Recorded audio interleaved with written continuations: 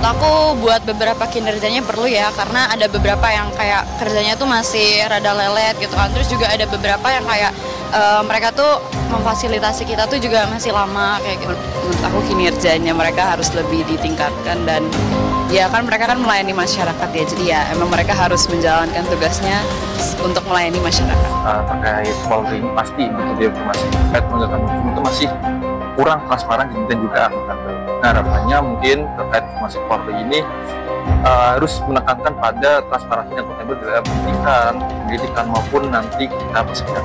Kalau menurut saya Mas, pastinya reformasi Polri itu sangat diperlukan.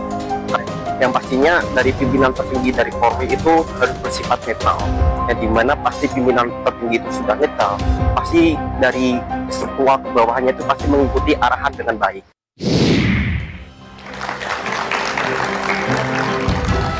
Itu adalah respon dari warga soal reformasi polisi dan juga keluhan bahwa polisi masih lambat. Bung Laude, Presiden pernah mengatakan bahwa prahara Agustus itu ada intervensi asing, ada makar. Sampai sekarang nggak terdengar ya. Itu apakah polisi kurang cepat menangkap atau gimana?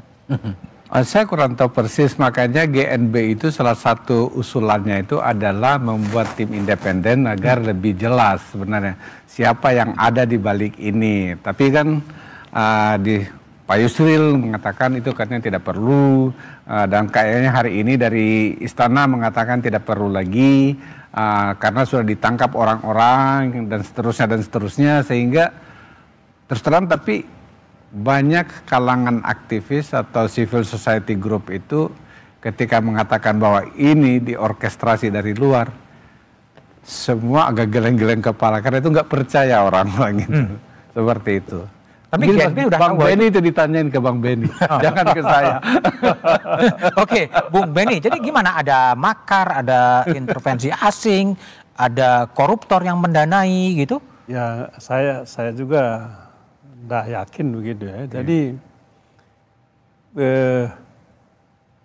harus kita akui bahwa aksi kemarin itu mungkin ada yang genuine ya, kemudian ada yang numpangin. Ya. Yang genuine ini mungkin tuntutannya masuk akal. Iya. Jadi harus kita apresiasi juga, hargai juga.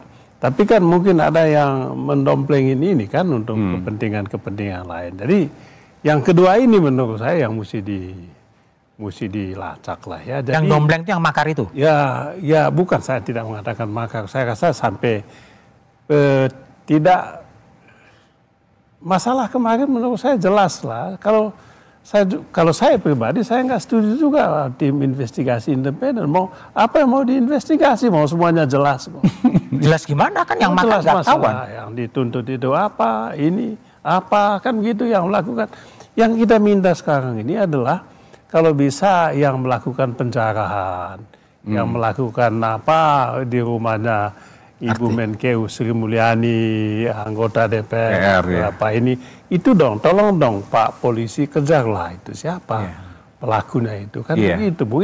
Jadi jangan tim investigasi apa, mau apa sebetulnya? Tapi kan tuntutan publik 17.8 kan salah satu membentuk tim investigasi sebetulnya.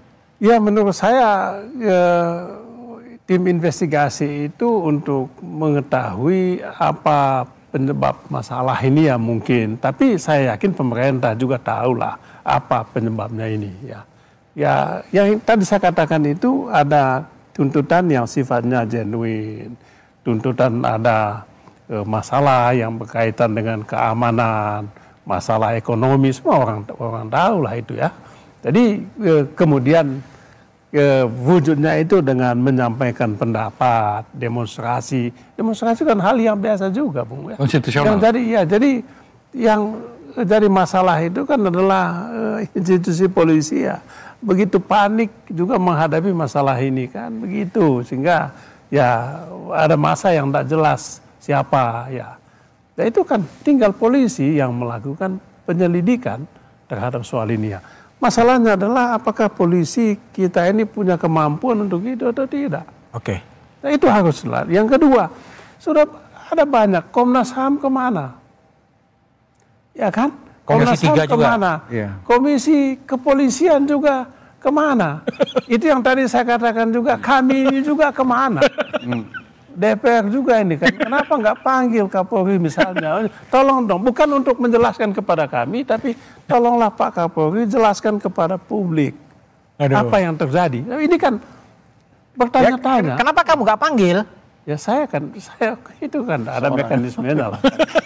Di DPR ini kan ada mekanismenya. Jadi seperti itu masyarakat itu yang dituntut. Kalau mereka kan kesannya menyalahkan masyarakat.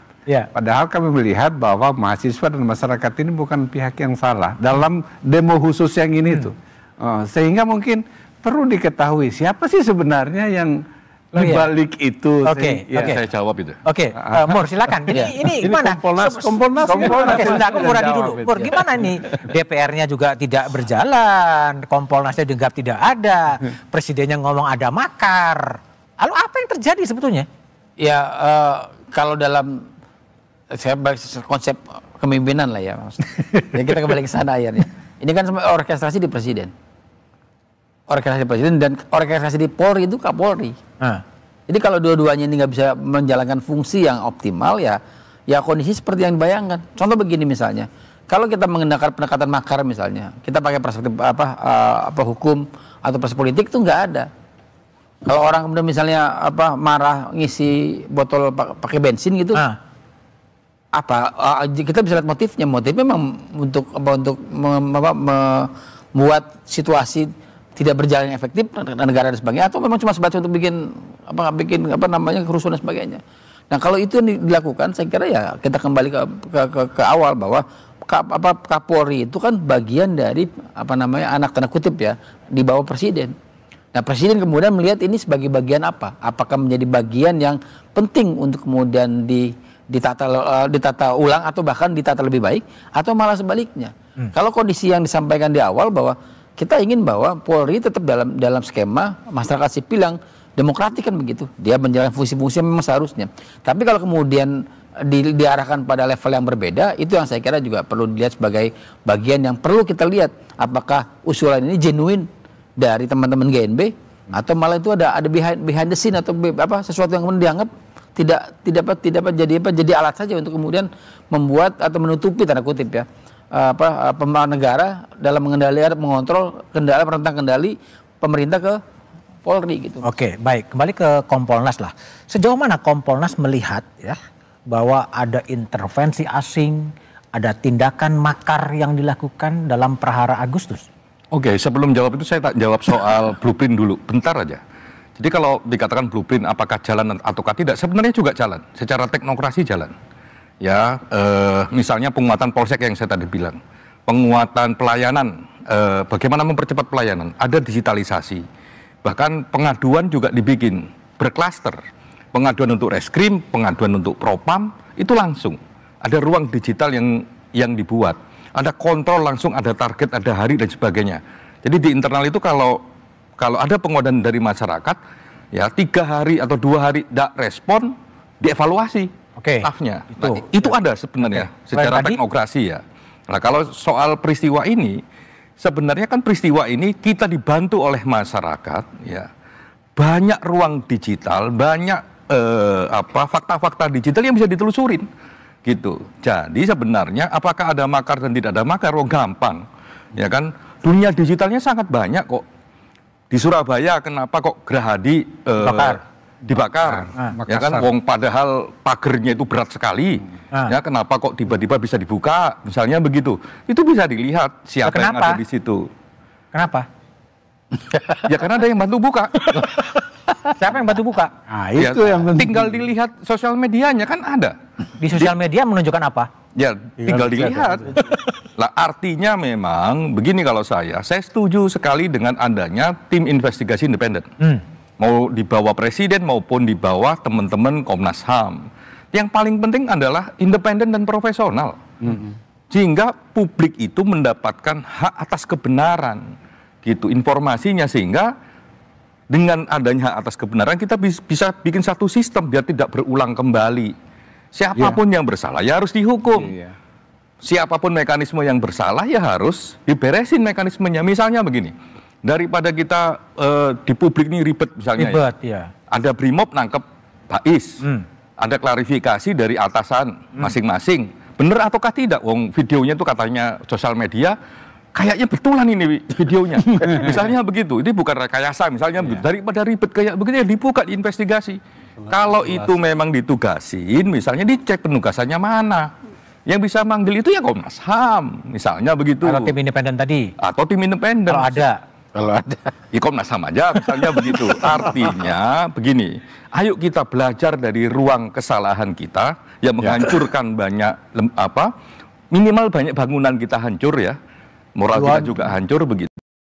Belajar dari situ, buka kebenarannya agar tidak berulang kembali. Masa kita udah punya banyak peristiwa berulang lagi gitu loh. Itu yang paling penting.